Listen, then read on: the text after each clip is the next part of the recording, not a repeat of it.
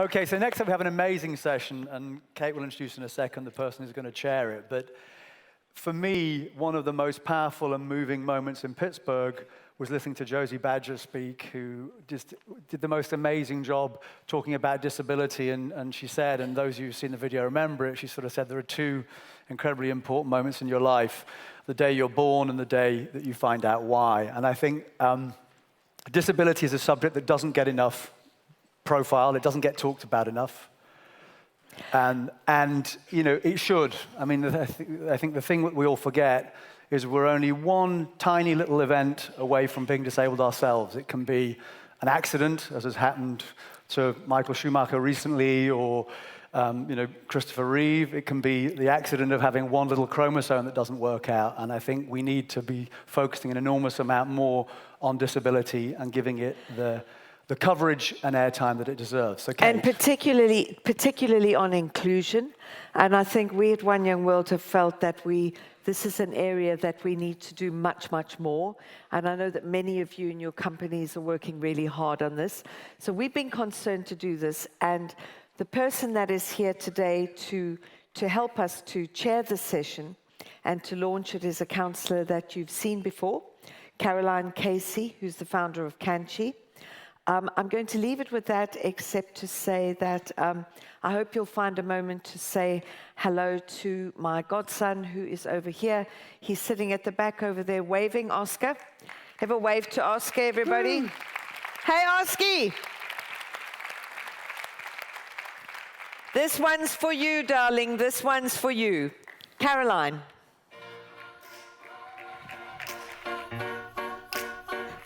Thank you, guys.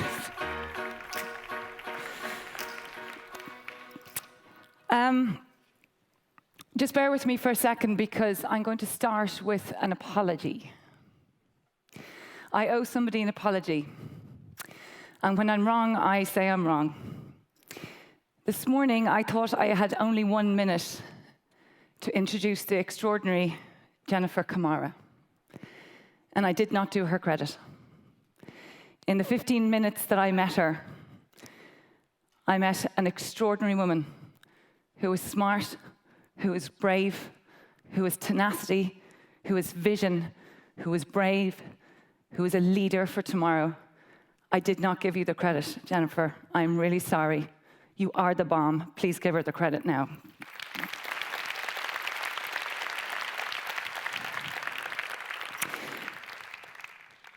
So it's a very long time since I have been so nervous standing on a stage.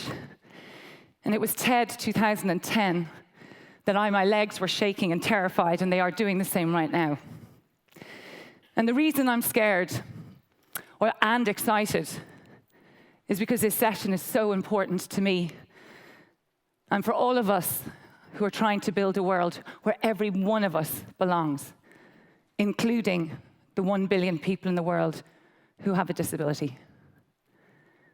One Young World is the only mainstream leadership forum in the world that has given this center stage. And this is important. This is really important. And isn't it fantastic? One Young World. You, the present and the future leaders, have said this is important. And I can't thank you enough.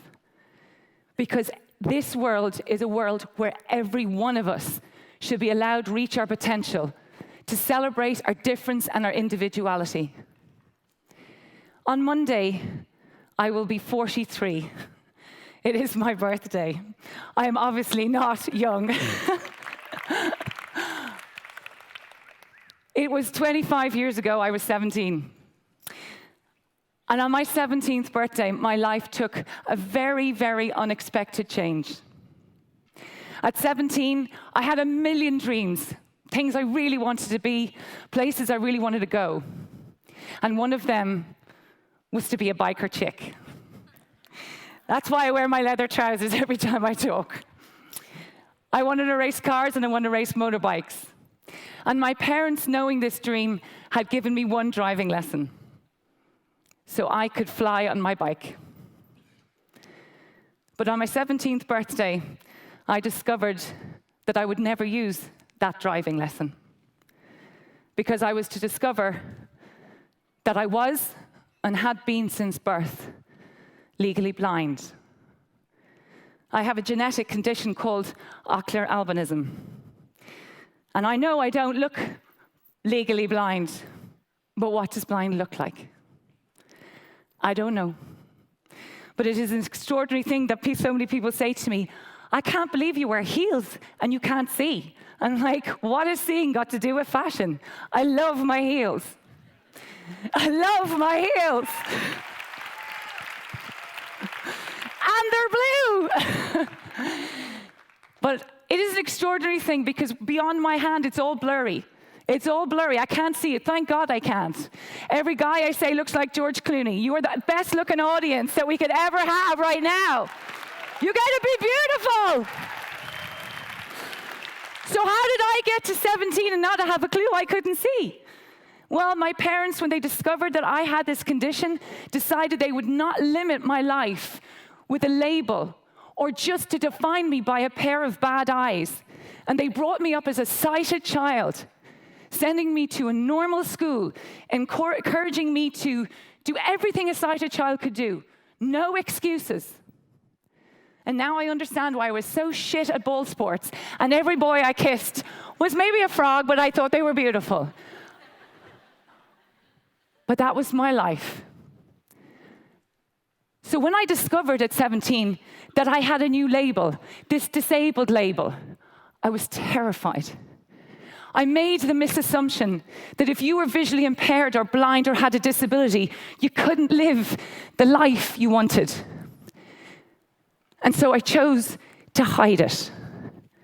I discriminated against disability by not owning my own. And I am sorry.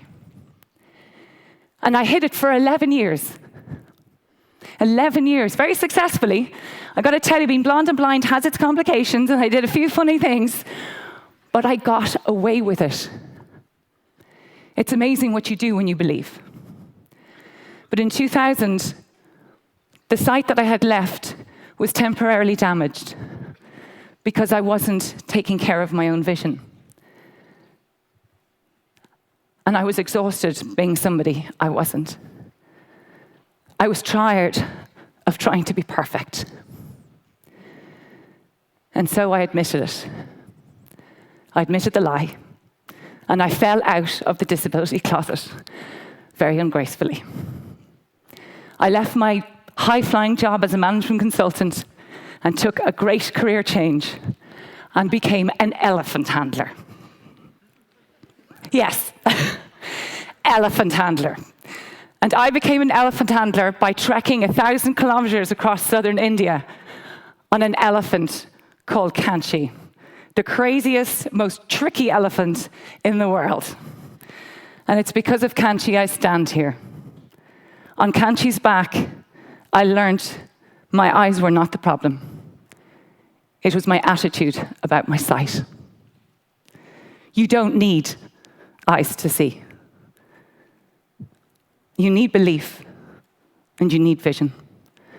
And when I came home, if my attitude about disability had been so bad, I knew I needed to do something to change it. So I bought my elephant Kanchi, and she lives in India, and I set up a company called Kanchi here in Ireland to kick the elephant out of the room. Disability is the elephant in the room. And Kanchi's obsession was to change our global thinking on disability, to create a world where every one of us belongs. On my 17th birthday, it would have been extraordinary, and so unbelievable to think I would stand here on a stage in front of you and tell this story. But here I am, all of me.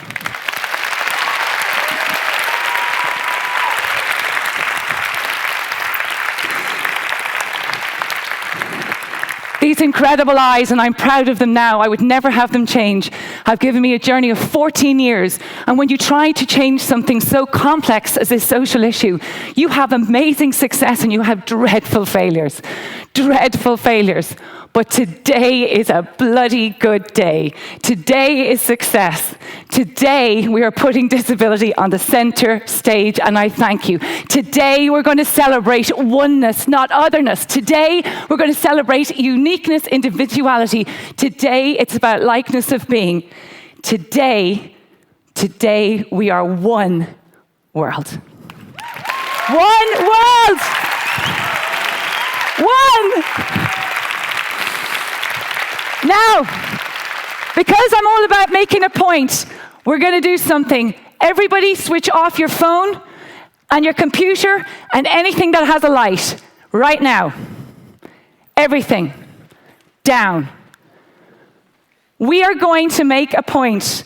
We're taking the lights out for 60 seconds max. Do not worry. You are safe. Health and safety will only allow it for 50 seconds. There are torches.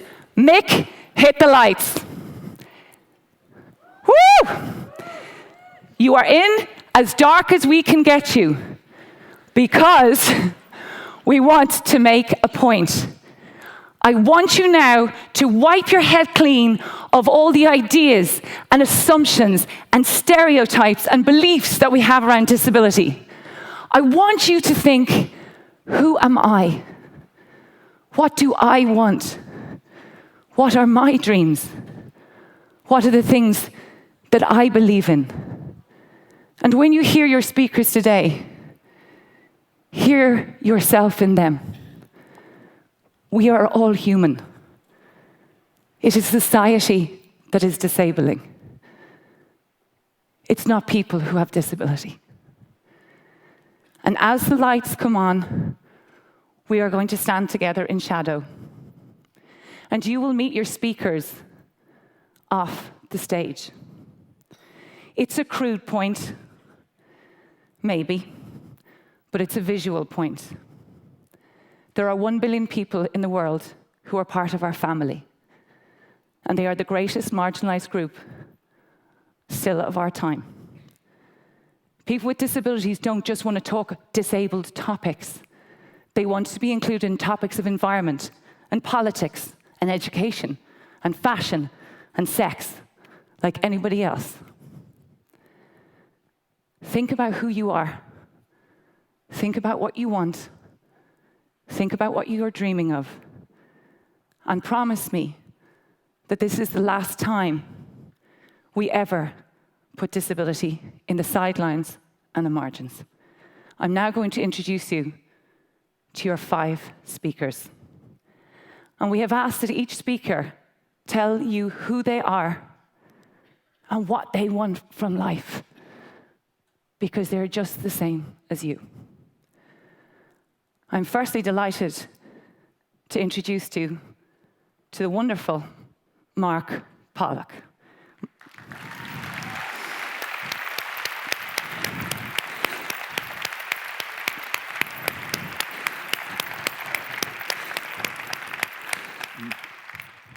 Mine is a 3-part story. When I was young, when I was a teenager, I wanted to compete. And my sport was rowing, crew.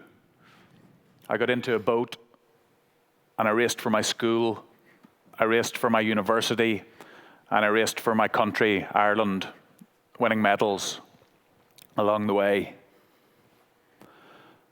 The second part came age 22. When I went blind, I wanted to go further.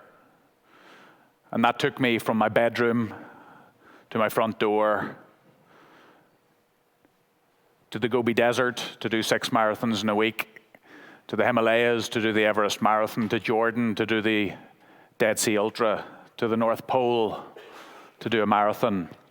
And 10 years after going blind, I did a 43-day expedition race with my team of 3, racing against 6 other people to eventually become the first blind man to reach the South Pole.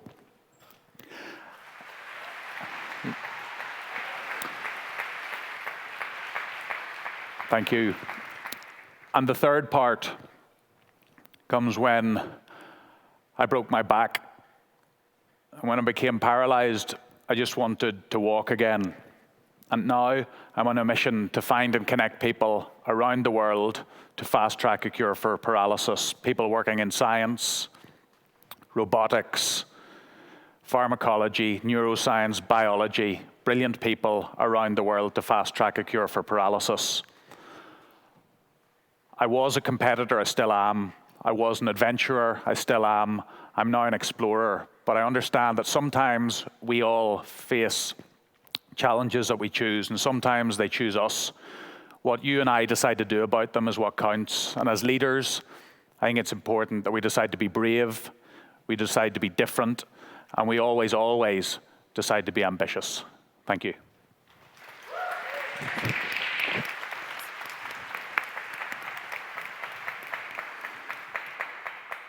I'd now like to introduce our second speaker, Joanne Reardon.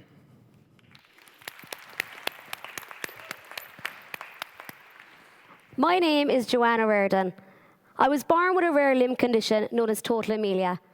This means that I was born without all 4 limbs. There is no medical explanation as to why this happened, but I've never allowed it to hold me back. In fact, I'm only one of 7 people in the world living with this rare condition.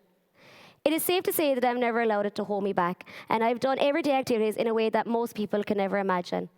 I text, send tweets, update my Facebook, play my PlayStation, do my homework, use my iPad, iPod, and laptop, all without the use of my 4 limbs. I use my nose, chin, top and bottom lip to achieve all these kind of activities. I live a life that most of you can never imagine. I go out every day with my friends, and it's very weird, in fairness, to see a girl with no limbs driving down the street at about 10 kilometers an hour, and you've no idea what to do, only jump out the way, because I will run over you. On the week of my 16th birthday, I was delighted to get an invitation to go speak to the girls in ICT at none other than the United Nations. I was invited over to New York to discuss how technology has not only affected me, but others like me in similar positions. Technology has been a way out in my life. It has allowed me to communicate and get around and do things that none of you could ever imagine. I managed to set the United Nations a challenge, and most of you are probably going to gasp when you hear it. I decided to tell the United Nations that I wanted one thing in my life, and that was to build me a robot. This robot would allow me to go out and live a full and independent life. The robot is now being built by Trinity College Dublin, and I'm delighted to say that phase 1 has been completed. The robot will do things that you'll always... Sorry. The robot will now be my arms and legs. It is the reason I'm going to live a full and independent life. I would like to challenge everyone here today to do what I did and think outside the box. I hope you enjoyed your last 5 days at the conference, and I hope that tonight and tomorrow it'll give you a whole new idea of what to do in your life. Thank you very much and have a very good time.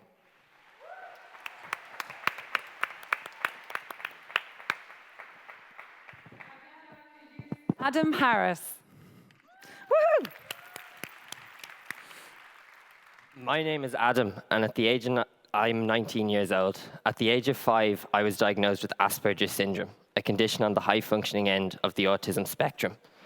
Those of us with autism are no different than anyone else. We're of average or above average intelligence, we have skills, we have interests, we have talents. But if you can imagine being put on a spaceship in the morning and sent to another planet, wanting to communicate with the alien population, but not knowing how to, wanting to go to school, but not fitting in and not being able to conform, and in being surrounded by an environment you simply couldn't deal with. I've been lucky because I've benefited from early intervention, and I wanted to do something to give back to people with autism, to start talking about ability, not disability, what people can do, not what people cannot do. That's why I set up asiam.ie, giving people with autism in Ireland a voice to not just be service users, but service leaders. You can't see me right now, but you can never see autism. Oh, I can't ask you to open your eyes, but I will ask you to open your hearts and your minds.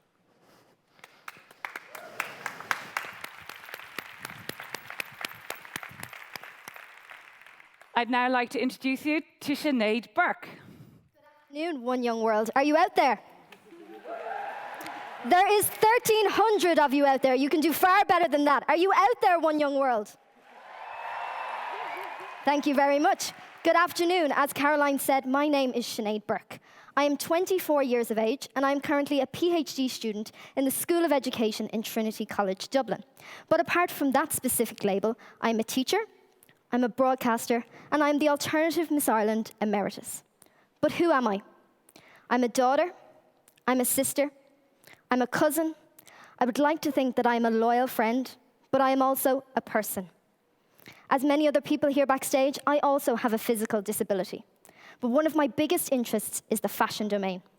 When I was 16 or 17 years of age, I found the fashion domain to be not for me. Even though I have the same size waist as Kate Moss and the same size ass as Nicki Minaj, it didn't accommodate for my measurements. And what did I do? I looked for an online platform. I started a blog to try and infiltrate the fashion domain from a different perspective, to find out who makes clothes in the size of 0, 2, 4, 6, and how can we go about changing that. But who else am I? I also have a huge interest in talking to people. I have great curiosity in trying to find out how people are successful, what they did to get where they are. I guess that's really the polite way of saying that I'm incredibly nosy. What would I like to do? In my role as a PhD student, I hope to emerge in 3 years as Dr. Sinead Burke. I hope to go into the colleges of education in Ireland, and not just here, but internationally, and expose that education isn't a one-fit model. We need to diversify it to accommodate not just for the spectrum of disability, but for the spectrum of ability. Gurmil Mahagav, thank you so much.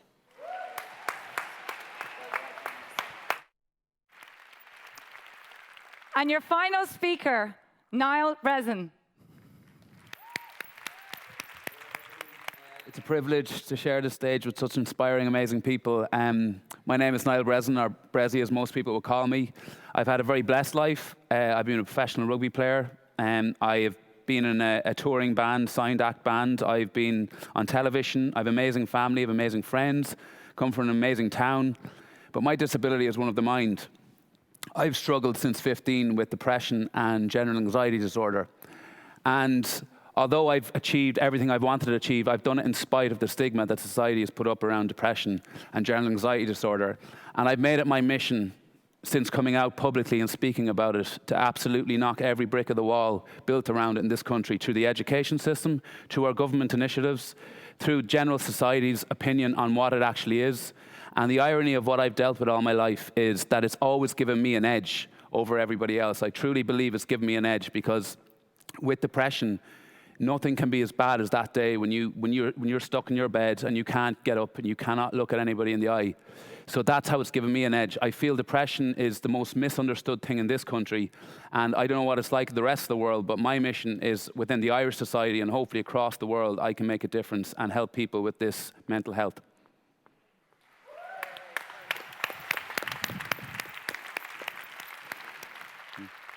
So I feel like Billy No Mate standing here on my own. Would you like to meet your speakers? Okay, let's bring up the lights and give you a big round of applause to your 5 speakers. Mark Pollock.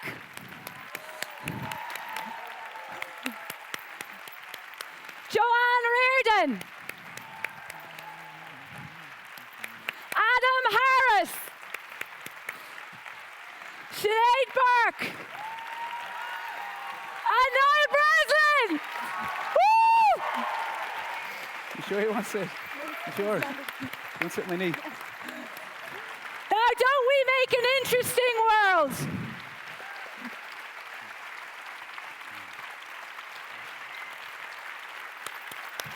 Okay.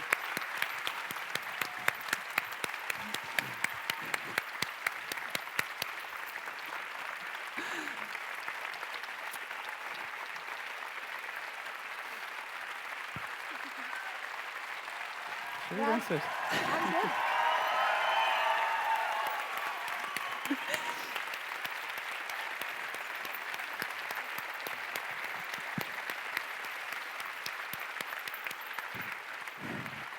Okay, thank you. Thank you. So, I know we've got no little time, so we're going to go through this quickly. And though all of these stories are so, and we all hate the word inspiring, there are obstacles that face us. We're the lucky ones. We're the lucky ones. There are people with disabilities all around the world who are hidden away, or in institutions, or left to die.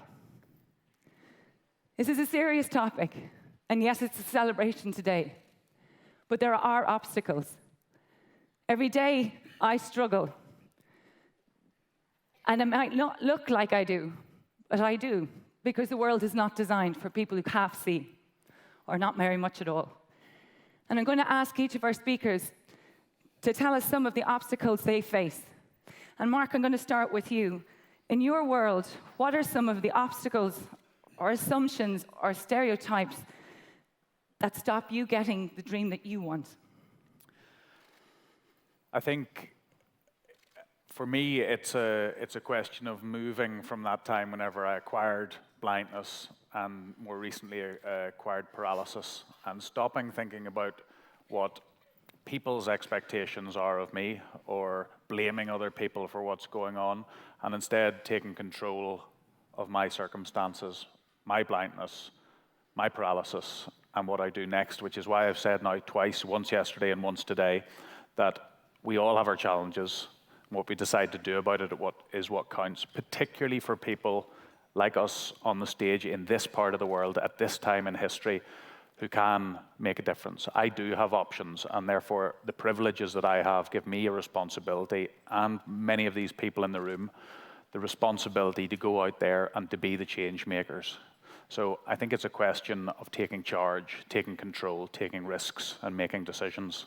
And it took me a while to get to that point.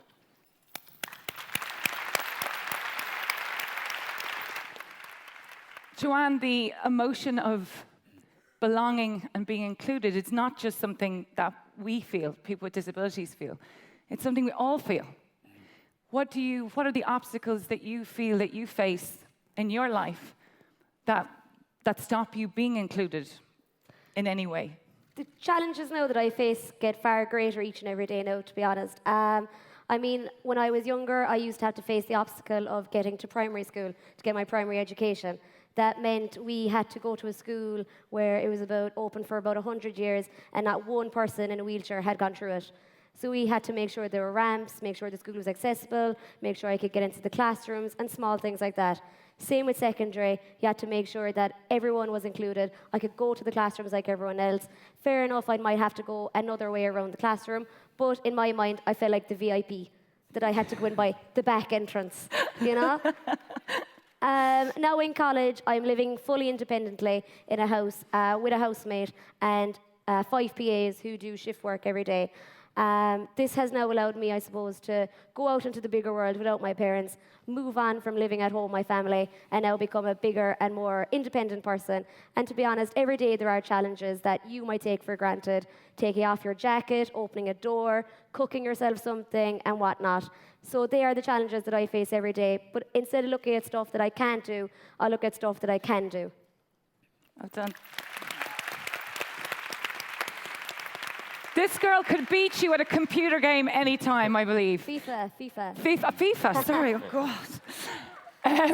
Adam, we've talked a little bit about invisible disability. Do you think that's a challenge for you living your life, or what is some of the greatest obstacles that face you? I think that's a big challenge, because when we're talking about people with autism, we're talking about people that put in enormous effort just to cope in the world every day. I mean people who find it really difficult to be in a room with lots of people, or can't deal with loud noises or strong smells, or literally who want to be able to socialize with you, but aren't able to read your facial expression. And it's really inspiring that people with autism do so much just to cope in the world every day. Yet, what needs to happen is society needs to meet these people halfway. Because when you've got a person who's maybe of average or above average intelligence, but the difficulty is social skills. You have a person who looks entirely normal, whatever the hell that is, and has a very good intelligence, but social skills are here. And we're so quick to resort to words like weirdo, like strange, like odd. But you know what? It's not just people with autism's loss, because people with autism have amazing skills. And if we just give people the support and we start accepting people as they are, the whole world wins.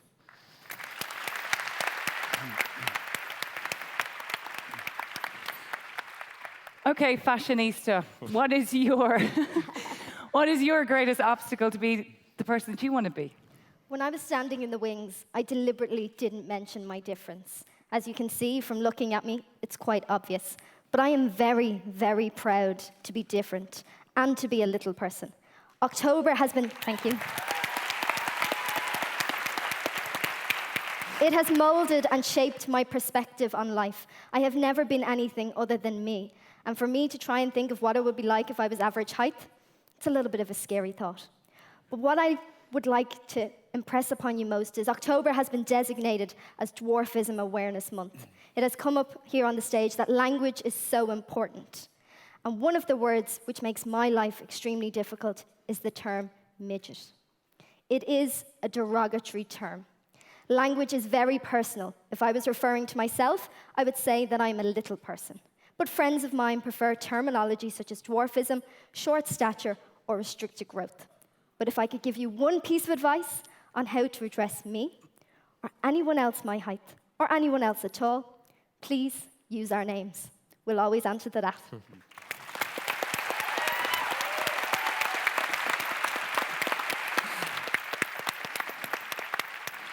Brezzy, you refer often to stigma. Is this the thing that you believe is the greatest obstacle in us understanding depression and mental health? In this country, which is my experience, it just feels like over the years and years and years with mental health and depression that we've just pulled back this big elastic band and we've let the tension build up consistently over everything. And now it just seems like someone's let go and the whole country is changing their view on it. And this is brilliant. This is very positive. It's going in the right direction. But now we need the likes of the media. We need, people always talk about mental health services. That's one thing. One thing for me at the moment is the stigma. And society controls the stigma, and so do the media. If the media can make people like the Kardashians relevant, it shows you how powerful they actually really are and what they could do. So I'm sorry if there's any Kardashian fans. But my main reason for speaking about it, as a 15-year-old, when I first started choking in my bed every night, when I started ripping my duvet apart because I couldn't breathe, it was no other word but pure terror. I didn't know what it was. I actually truly felt I was possessed. That's the only way I can describe it. And this went on, and I was an insomniac. As 15, trying to go into school and be normal. And it really was starting to have serious implications. And the thing about it is, and the reason I've come out and why this stigma is important towards me, is that as a 15-year-old, I was on my hands and knees hoping someone would say something to make me go, I'm normal, this is normal, lots of people deal with this, but no one ever did. So I promised myself if I ever got strong enough to speak publicly about it, and just in the meantime, I actually did a TV show, and then you've given a public profile, and you go, right, I can really make a difference here.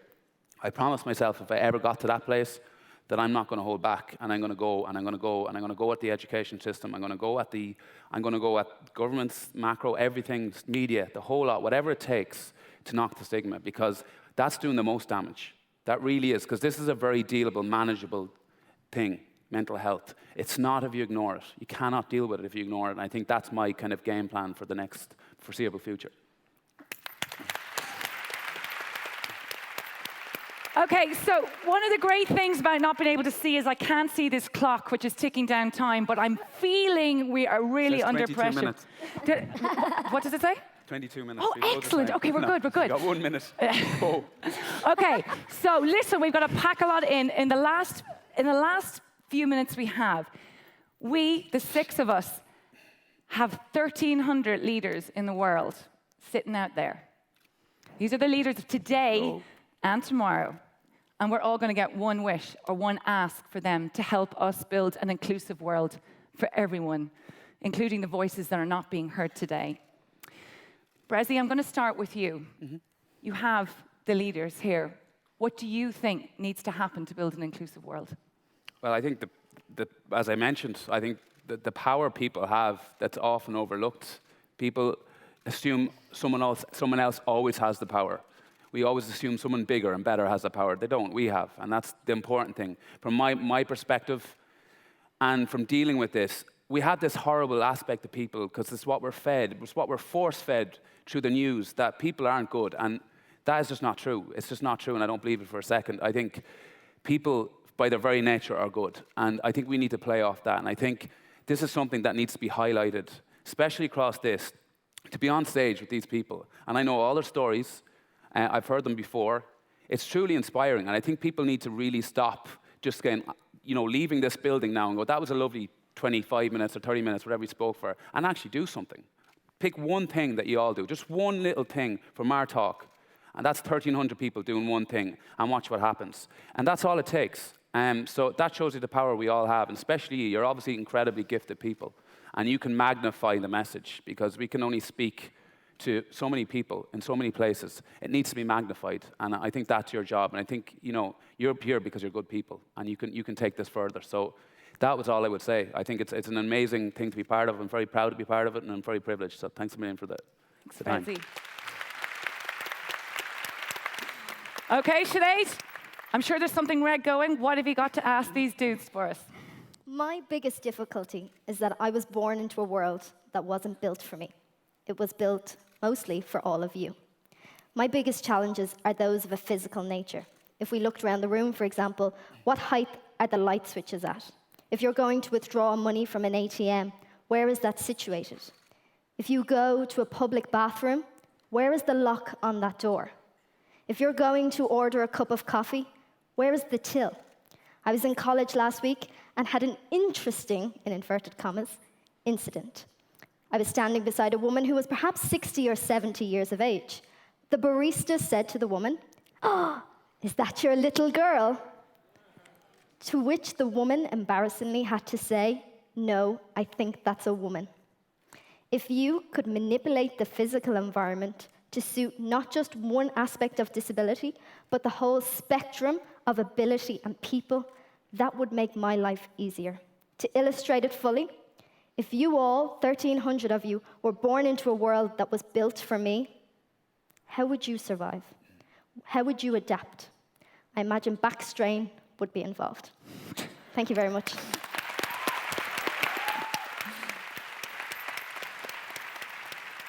Adam, what do you got to say?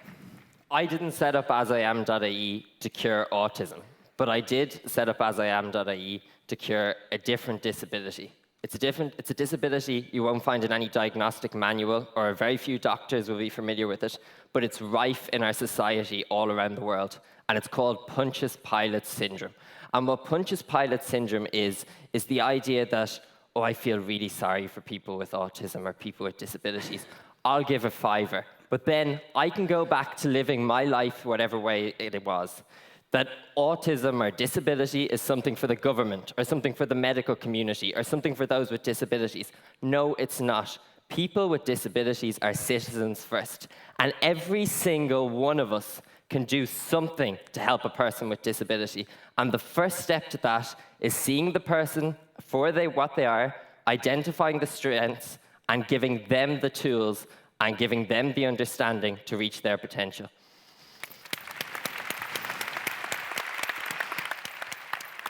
Joanne? Do what I do in my life every day and think outside the box. I was literally only saying it to Adam backstage. He was asking me, how do I itch? And I said, have you ever itched yourself off a door? Go for it, try it. I am not the person that I am today because I sat down and decided to take everything as it came to me. I took each opportunity that arose to me and I used it beyond expectation. When I went over to United Nations, they did not expect that I would stand up on the stage in front of 200 of the smartest women and said, all right, lads, I want a robot. Thanks very much. Goodbye.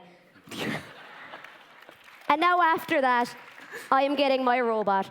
So you have to go for whatever you want to do in life. If it makes you happy, go for it. If it doesn't make you happy, forget about it. Just do whatever you want to do in life. And as cringy as it is, do what I do, and YOLO. You only live once. YOLO!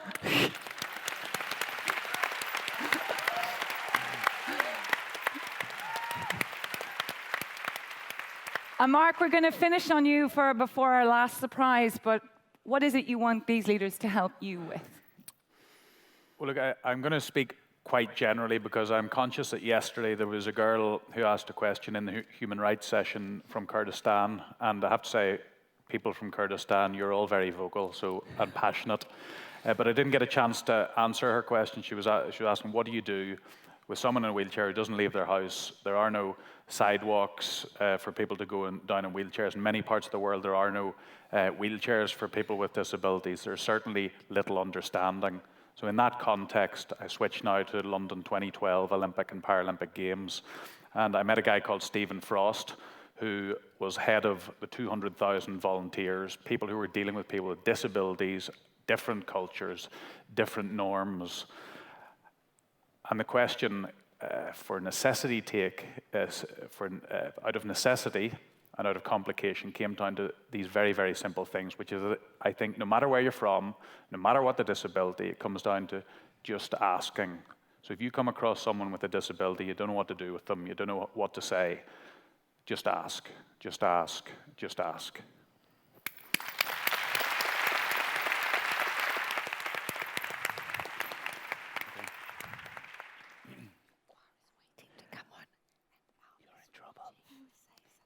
Uh-oh. Just 2 seconds as I'm being instructed. Is that what's happening there? Talk among yourselves. They're having a bit of a moment there. So lads, how's it going? Not so bad, yourself. What's going on? Yeah, we're going to When do are it you all anyways. going home? I was just saying to Caroline to say hi. We have to, we One of our great ambassadors over here, Josie Badger. Come on, can she come to join us? I'm not sure if her chair will come round here. Josie Badger, Miss Wheelchair USA, you go, girl. It's so good to see you again. Where are you, Josie?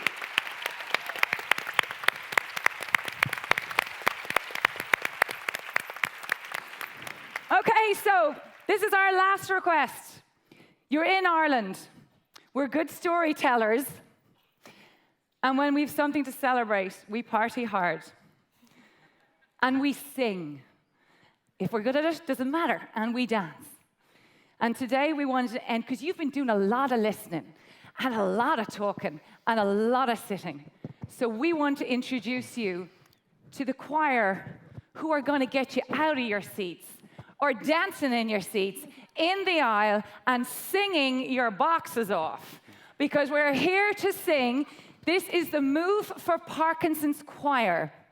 Many people don't realize that of the 1 billion people in the world who have a disability, 80% of that 1 billion acquire the disability after the age of 18. 15% of our global population currently has a disability. It will soon be 20%. This Move for Parkinson's Choir are an extraordinary example of never letting a disability define them. Often, when you get Parkinson's, your physical voice can be affected. But more importantly, your voice in society can be diminished. This group of people have found their voices again, and with the power of music, have learned to express and say who they are and reinvigorate themselves. They have chosen their favorite anthem, but it is not an anthem just for them or just for disability. It is an anthem about all of us, all of the power that we have inside. And I could not be prouder to end this session, but to introduce the Move for Parkinson's Choir singing their favorite song, Something Inside So Strong. And get off your feet and dance. You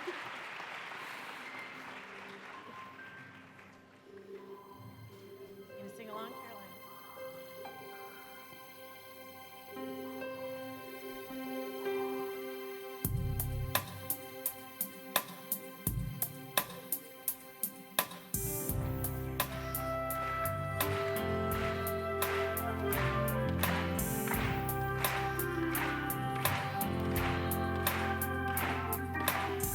The higher you build your barrier, the taller I become. The farther you take my rights away, the faster I will run. You can deny me, you can decide to turn your face away.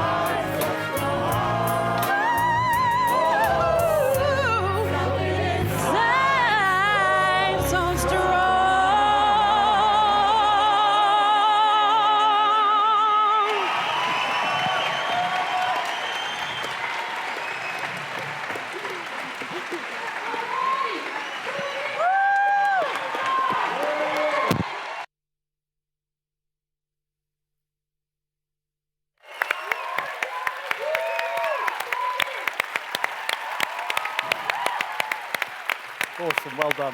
Cheers, Sinead. You're fantastic. Cheers, Sinead.